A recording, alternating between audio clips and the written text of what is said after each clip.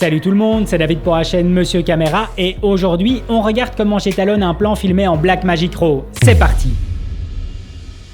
Alors pour la vidéo d'aujourd'hui, on va regarder comment j'étalonne un plan filmé en Blackmagic Raw avec ma Blackmagic Pocket 4K. Je sais que j'en parle depuis bien longtemps, mais là c'est parti. Je suis lancé pour une longue série de tutos sur l'étalonnage. Alors si en savoir plus sur le color grading vous intéresse, n'oubliez pas de vous abonner et surtout d'activer la petite cloche.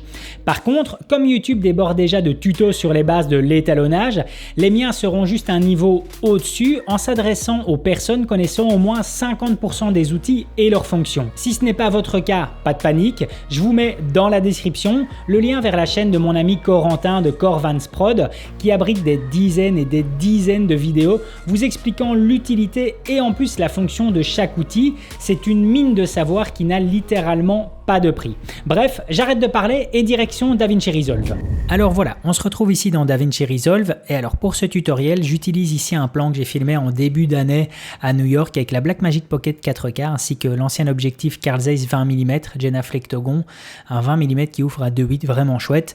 De mémoire, c'était en compression Blackmagic Raw 5.1 et alors je filme ici à 60 images par seconde qui ont été ramenées ici sur du 24 images par seconde. Donc ce qu'on va faire, on va directement ici ramener sur une exposition correcte, ramener sur du Rec 709. Alors je ne vais pas utiliser de lutte, je vais directement le faire manuellement pour vous montrer qu'au final il n'y a rien de bien compliqué. On va en fait jouer avec la saturation, le lift, le gamma ainsi que le contraste. On va commencer par le lift. Donc ce qu'il y a, c'est de bien regarder ici les oscilloscopes, de regarder les parades et de voir un peu comment celles-ci interagissent. Là je vais directement, comme j'ai baissé du lift, je vais remonter un peu de gamma et alors je vais faire ici par exemple pareil pour le gain, je vais remonter un peu le gain, voilà, ça me semble très bien. Et maintenant on va ajouter du contraste. Alors j'ajoute le contraste, ouais, à 220, ça me semble très bien. Par contre je vais le ramener un tout petit peu plus haut avec le pivot, pas grand chose, ouais, ça c'est nickel. De nouveau, je regarde toujours ici mes parades pour voir exactement comment ça fonctionne.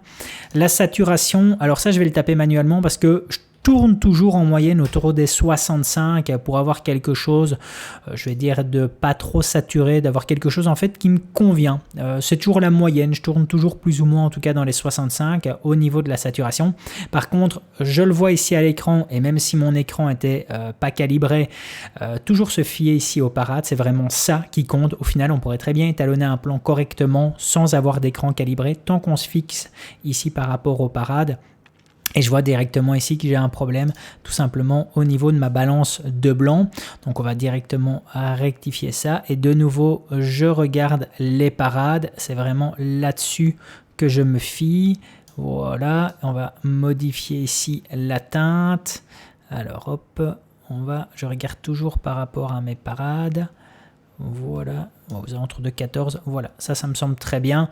Voilà, ça c'est ce qui est censé correspondre en fait à la capuche qu'on retrouve juste ici. Donc on le voit ici dans l'oscilloscope. Bien voilà, ça correspond à ça et on voit qu'on a quelque chose de propre au niveau en tout cas de la balance de blanc. Donc voilà, là j'ai directement mon plan en tout cas qui est ramené sur un espace Rec 709. Donc si je fais une désactivation, voilà, on est passé de ça à ça. Donc voilà, c'est très bien.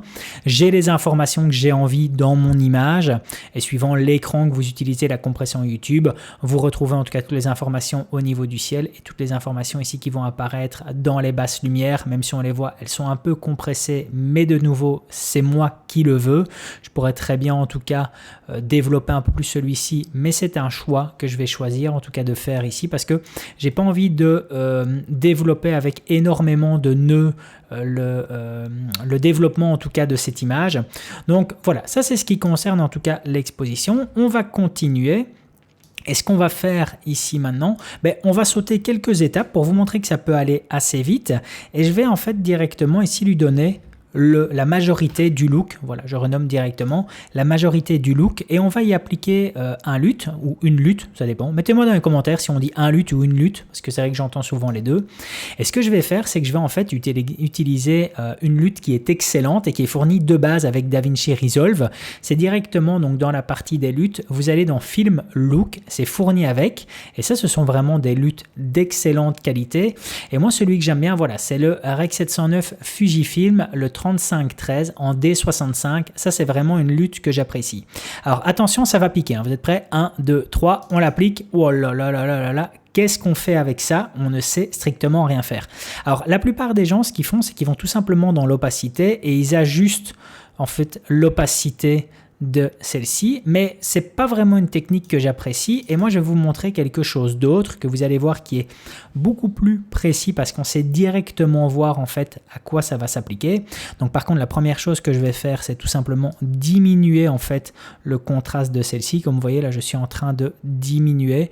De nouveau je le fais par rapport à l'œil sur le retour de mon écran et aussi par rapport aux oscilloscopes.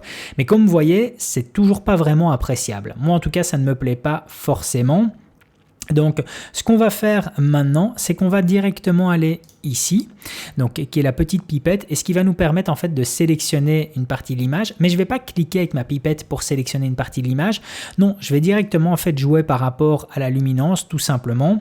Et alors, ce que je vais faire, c'est que moi, alors je vais directement activer la partie qui m'intéresse. Donc c'est-à-dire que là je viens de faire je viens directement en fait d'activer ici le petit pinceau magique, ce qui va me permettre de voir exactement ce que je sélectionne dans l'image.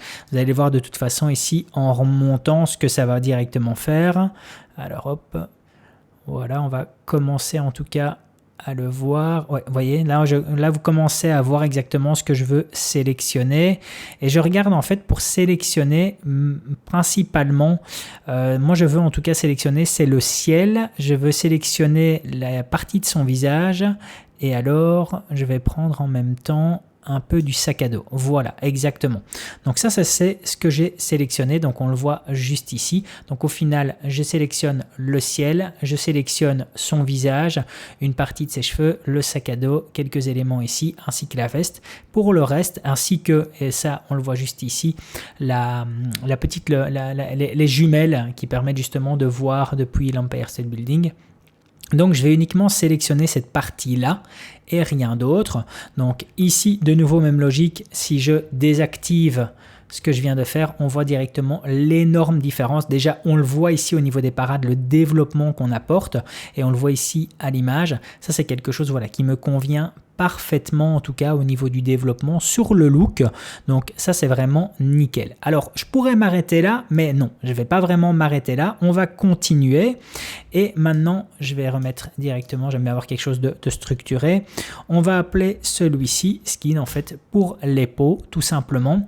Alors je ne vais pas commencer à jouer avec les teintes de peau. Non, ce que je vais faire en fait c'est tout simplement jouer sur la définition de celle-ci. D'ailleurs, je vais un peu zoomer dans l'image. Alors, ce que je vais faire là par contre, c'est bel et bien utiliser ma pipette. Alors, de nouveau, j'active le petit pinceau magique juste ici pour voir exactement ce que je sélectionne. Voilà. Alors là, c'est toujours un exercice qui va justement servir à sélectionner uniquement ce qui vous intéresse. Donc là, par exemple, je suis en train d'affiner ma sélection. Alors, ce qu'on va faire, c'est qu'on va tout petit peu développer. Donc là, ça nécessite en fait un peu de technique, un peu d'habitude, ce qui va justement vous permettre d'affiner en tout cas votre sélection. Alors, ce qui est important, c'est de toujours vraiment jouer votre sélection pour voir, là, ici, vous voyez, là, j'ai du bruit. Donc, si je ne joue pas ma sélection, si je n'étais pas en train de faire ça et que je me dis, OK, c'est bon, ma sélection est bonne, eh bien non, vous auriez un résultat qui ne sera pas bon, qui sera dégueulasse parce que ça agit comme du bruit. Donc, ce qu'on va faire, c'est qu'on va augmenter le bruit. Voilà. La réduction de bruit, on va jouer et là, voilà, là on a vraiment quelque chose qui est nickel. Et là, j'estime en tout cas, voilà, ça me convient. En tout cas pour ce tutoriel, maintenant on peut toujours peaufiner encore un peu plus, mais ça voilà, je pourrais à la limite diminuer encore un peu la hauteur. Non, comme ça c'est très bien. Oui, ça me semble, oui voilà, ça me convient en tout cas, c'est juste ce qu'il faut. Et ce que je vais faire, alors je vais zoomer, je vais désactiver ceci ici. Alors ce que je vais faire, c'est que je vais vous montrer les deux outils que je vais maintenant utiliser. Le premier, ça va directement être dans les détails des lumières et je vais directement appliquer -30. Ça pareil, je le fais manuellement parce que c'est toujours ce que je fais. Voilà. Et ce qui va justement m'enlever un peu ici de netteté dans les peaux. Donc voilà, ici, si je désactive, on le voit, hein. exactement tout ce que ça me retire. Donc ça c'est la première chose. Et la deuxième chose, c'est que je vais tout simplement mettre de l'éclat de couleur. Alors là, de nouveau, même logique, je le fais manuellement parce que c'est quelque chose que j'utilise à chaque fois. Je vais le mettre à 4,50, voilà. Alors de nouveau je désactive, comme ça vous voyez un peu la différence. Alors pourquoi est-ce que j'utilise éclat de couleur et pas saturation? Eh bien parce que l'éclat de couleur agit différemment que la saturation, dans le sens où l'éclat de couleur va amener plus de saturation dans les basses et moyennes lumières que dans les hautes lumières, alors que la saturation va directement être uniforme. Elle va amener directement autant de saturation dans les basses, dans les hautes et dans les lumières moyennes, alors que le Color Boost, l'éclat de couleur, lui va directement amener plus de saturation de base dans les basses et dans les moyennes lumières. Donc c'est pour ça que j'aime bien utiliser en fait le Color Boost, et on le voit ici au niveau des teintes de peau que ça apporte quelque chose de plus dynamique. En tout cas voilà, c'est quelque chose que j'aime bien. Donc maintenant on va toujours continuer. Donc vous voyez là je suis uniquement à 3 nœuds et j'obtiens déjà quelque chose de nickel, mais on continue toujours. On va maintenant ajouter quelque chose que je fais presque à chaque fois maintenant, c'est tout simplement de la netteté. Donc voilà, je vais directement ici dans le rayon, et mon habitude voilà, c'est de le mettre à 0,47. De nouveau même logique. Alors ici si je le désactive, vous voyez ici la différence au niveau de l'image, mais regardez surtout la différence au niveau de ma parade, ce que j'obtiens. Vous voyez, j'ajoute quelque chose d'un peu plus crisp, un peu plus lumineux justement en ajoutant cette netteté. Et c'est parce que j'ajoute cette netteté que j'ai justement été sélectionné avant le visage pour justement diminuer la netteté, pour ne pas avoir quelque chose de trop clinique en gros. Donc voilà, on approche tout doucement de la fin. Maintenant, ce qu'on va directement créer, c'est tout simplement une vignette. Donc voilà. Ok, et maintenant on va augmenter la vignette. Alors on va faire de nouveau voir ce qu'on sélectionne. J'inverse la vignette. Donc voilà, ça c'est toute la partie ici qu'on va sélectionner, et on va directement créer cette vignette. Généralement je tourne aux alentours de ces tours, ouais, aux alentours de 22, ça me convient très bien. Je vais faire une vue d'ensemble, et alors je vais désactiver le masque pour montrer le résultat. Voilà, donc là c'est avant et là maintenant c'est après. Donc de nouveau ça renforce un peu le caractère de l'image. Moi ça me plaît vraiment très bien. Et alors dernier élément, on va maintenant, c'est tout simplement, je m'aperçois qu'il y a quelque chose que j'ai fait qui n'est pas bien, c'est que je n'ai pas renoté. Donc ici on avait le grain, ici on avait directement la netteté. Voilà, et alors ici on avait la vignette. C'est important en fait à chaque fois de renoter directement. Je vois que j'ai mal écrit grain. C'est important de bien noter exactement tout, comme ça au moins vous savez après quoi retoucher, et puis surtout si vous travaillez à plusieurs sur un projet, vous savez exactement qui a utilisé quoi. Donc on va directement ici utiliser le grain, et alors moi ce que j'aime en tout cas dans les choses assez basiques, c'est tout simplement du 35 mm, voilà. Donc voilà, ici ça c'est le développement en tout cas que je fais lorsque je veux étalonner un plan en Blackmagic RAW en partant de rien et en utilisant uniquement des éléments qui sont présents dans DaVinci Resolve, donc strictement rien d'autre.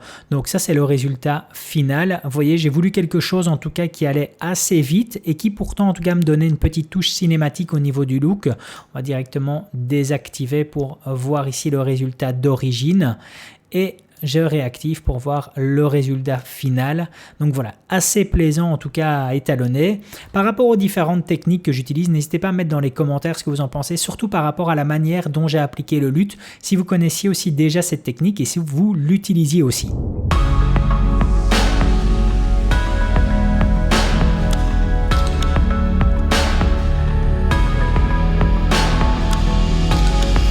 Voilà, c'en est terminé pour aujourd'hui. Si la vidéo vous a plu, n'hésitez pas à mettre un gros pouce bleu, ça me fait super plaisir. Et puis surtout à vous abonner à la chaîne pour être tenu au courant des prochaines sorties. A plus!